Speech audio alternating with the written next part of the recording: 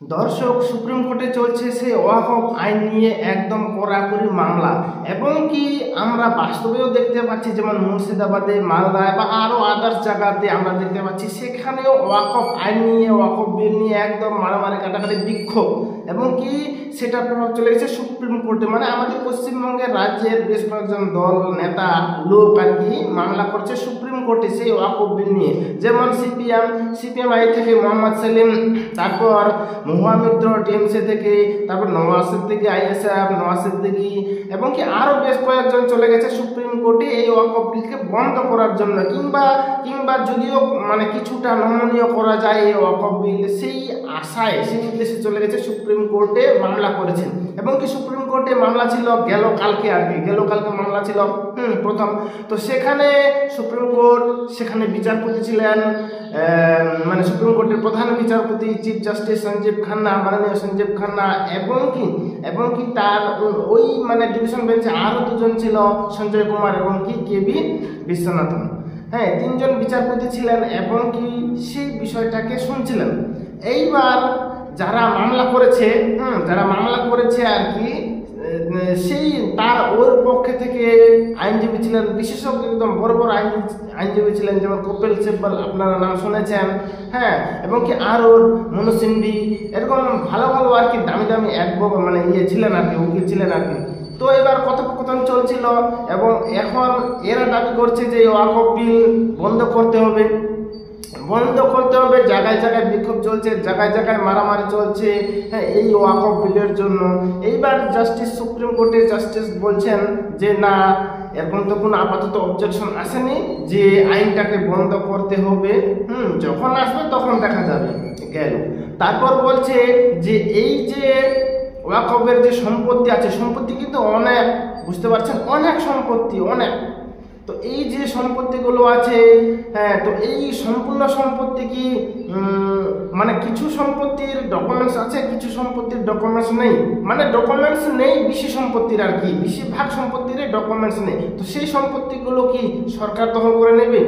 তখন সুপ্রিম কোর্টের বিচারপতি বলেন, সঞ্জীব খান্না, তো বলেন এই যে সম্পত্তি নেই, এখানেই তো গন্ডগোলটা।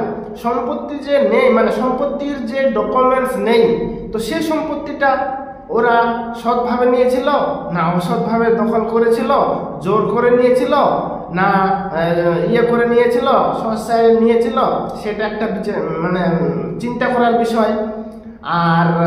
আর এই যে মানে ওয়াকফ বিলের যে এটা ছিল যে যেখানে ওয়াকফরা বোর্ড দখল করবে, যেখানে ওয়াকফ বোর্ডের সদস্য করবে যে এই জমিটা আমাদের ওয়াকফের, তো সেটাই নাকি ওয়াকফ বোর্ডের হয়ে যাবে। তো সেটা একটা মানে অন্যায়। তো সেক্ষেত্রে এই বিলটা ঠিক আছে বলেই আমি মনে করি, মানে এরকম ইশারা পাওয়া যায় আর কি।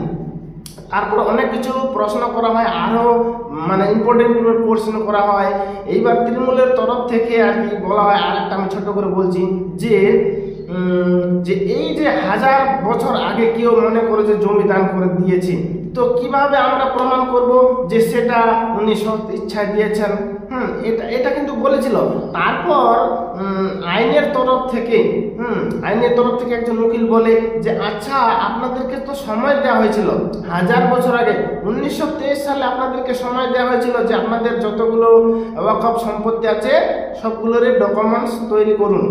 কিন্তু সবগুলোর তো ডকুমেন্টস তৈরি করেননি, যেগুলোর ডকুমেন্টস আছে সেগুলোর ডকুমেন্টস তৈরি করেছেন, আর যেগুলোর ডকুমেন্টস নেই সেগুলো এখনো বিনা ডকুমেন্টসে পড়ে আছে। এভাবে কটাকাটি চলছিল আর কি।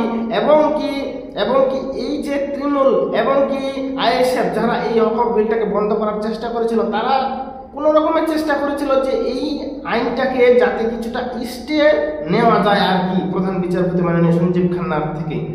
তো সেরকম কোনো স্টে দেয়নি। এবং কি এট লাস্ট সঞ্জীব খান্না যখন আর কি মানে টাইম শেষ প্রায় আর কি উঠে যাওয়ার মতো আর কি, তখন সঞ্জীব খান্না বলেছিল যে আমি শুনেছি দিল্লি যে হাইকোর্ট আছে সেটাও নাকি ওয়াকফ বোর্ড, এবং কি ওয়াকফ বোর্ড দাবি করছে সেটাও নাকি ওয়াকফ সম্পত্তির মধ্যে আছে। তাহলে এতে আপনি কি বলবেন? এই মানে বলেছিল আর কি, মানে এই মনে পড়ছে না আপাতত, ওই মানে উকিলদেরই বলছিল আর কি, যাই বা হোক কপিল সিব্বলকে বলেছিল যে দিল্লি হাইকোর্টটা আমি শুনেছি ওয়াকফ সম্পত্তির মধ্যে আছে, তো সেটা কি এখন কি বলবেন আপনারা? সেটা কি ওয়াকফ সম্পত্তি? সেখানে কোনো ডকুমেন্টস নাই, তো তাতে কপিল সিব্বল কিচ্ছু বলতে পারেন, মাথা একদম নত করে নিয়েছিল। তো এই হচ্ছে ব্যাপার দর্শক, আপাতত যে গেল কালকে সেরকম কোনো স্টে অর্ডার হয়নি। হ্যাঁ, তো আজকে বৃহস্পতিবার, আজকে আবার মামলা শোনানোর কথা আছে, আজকে আবার মামলা শুনবে, দুটোর পরে দেখা যাক আজকে কি হয়। যা হবে সমস্ত আপডেট আপনাদের কাছে পৌঁছে যাবে। তবে ওয়াকফ বিল যেহেতু লোকসভা থেকে পাস হয়েছে, রাজ্যসভা বিধানসভা থেকে পাস হয়েছে এবং কি রাষ্ট্রপতি সেখানে সই করেছে, ফলে অত সহজে বন্ধ করা মানে যাবে না।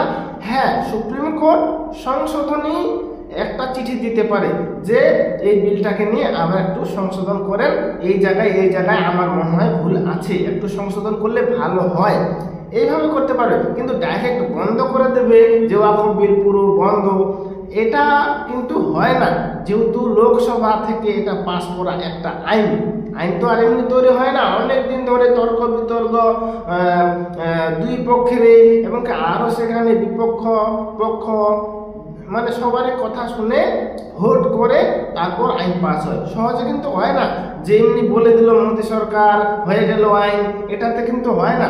হ্যাঁ, সেখানে বিরোধী দলও থাকে, বিরোধী দলেরও কথা শোনা হয়, প্রত্যেকের কথা শোনা হয়, প্রত্যেকের কথা শুনে তারপর আইন পাস হয়।